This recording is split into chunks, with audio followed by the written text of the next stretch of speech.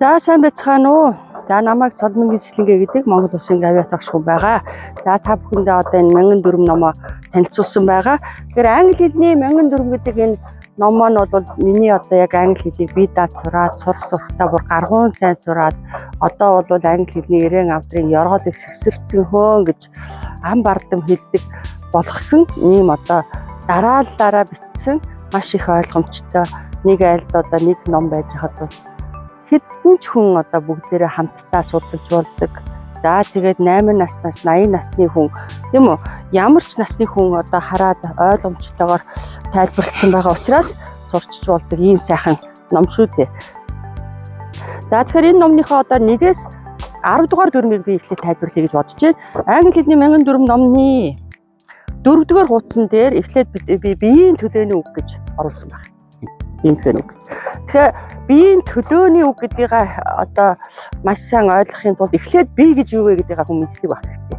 Бие гэдэг чинь ерөөсөө харилцаанд 3 бие л оршдог. Ярьж байгаа итгэхэд өөрөө 1-р бие. Тэгэхээр бие гэдэг үг чинь ганц тооны 1-р бие. За 2 болоод ирвэл бид нар болчих шүү дээ. Олон тоон дээр. Тийм үү? За би миний яриаг сонсож байгаа хүнийг 2-р бие гэдэг. Тэрийг бид нар монголоор чи, та гэнэ үү? За 2 болон түүнээс дээш тоотой болоод ирвэл та нар гэх. За бид хоёрын яриаг хөндлөнгөө сонсож байгаа хүнийг мөн үү?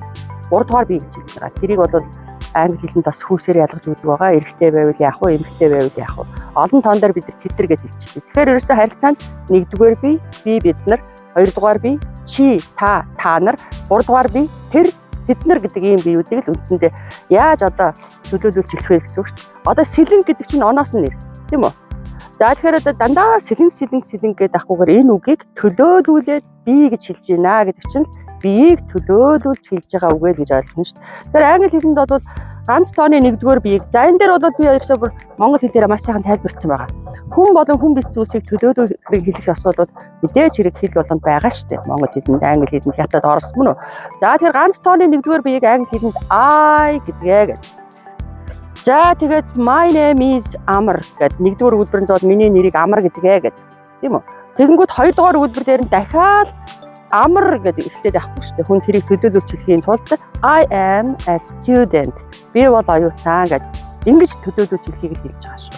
Тэгэхээр 1-р биеийг бол англи хэлэнд яадаг байх нь вэ? Би гэж олон тоон дээр бид нар гэж. За тэгэхээр I гэж хэлэхдээ яадаг вэ гэхээр дарамтаар бол зүгээр нэг юм зураас зурчих шүү дээ. Харагч гинөө. За харагдаж байгаа.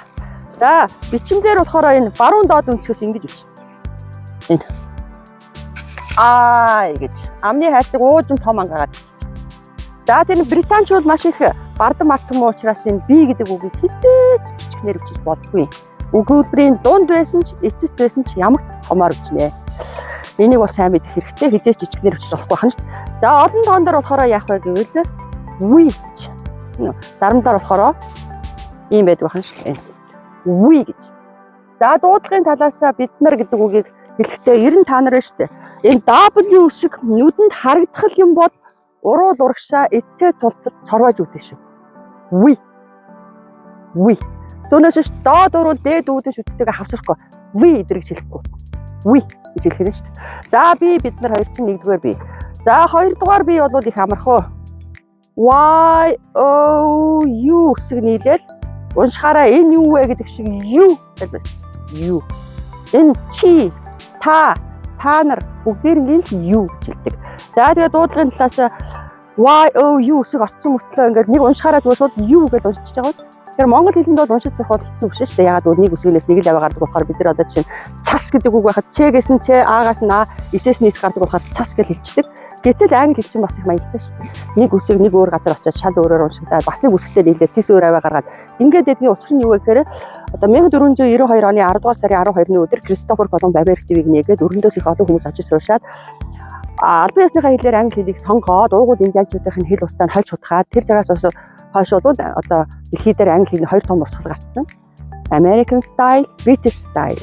American English, British English гэдэг. Одоо бол замбраага алдсан те. Одоо нөгөө Indian English, Singlish гэх юм уу, Singaporean English, Chinglish гэдэг одоо Chinese English гэдэг өөрөөрийн дуудлагатай юмнууд гараад ирсэн байгаа. Гэхдээ бид нар одоо британчуудын уугуул одоо хэлний судалж байгаа учраас энэ одоо Америк стил мөн үү? Америк загвар, Британи загвараа баримтлаад явуулах зүгээр гэдэг шиг манайхаа.